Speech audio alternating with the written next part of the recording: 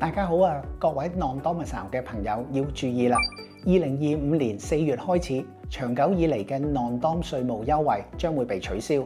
聽我講解一下呢個新變動點樣影響到你啦。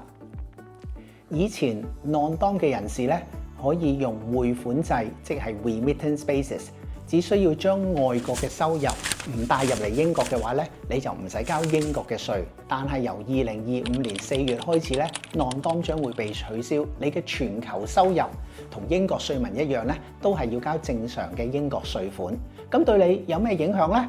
例如你嘅外國股息啦、利息啦、海外租金收入啦，或者外國投資增值等等啦，全部都要交英國嘅稅。對於擁有外國資產嘅朋友咧，呢個新稅制可能大大增加稅務嘅負擔。假設你喺香港有投資組合，每年都有錢賺，用舊嘅匯款制咧，如果唔帶入嚟英國咧，根本就唔需要交英國嘅稅。但係由2025年4月之後咧，呢筆錢都要俾英國嘅稅啦。現在就係時候去重整你嘅資產配置，減低影響。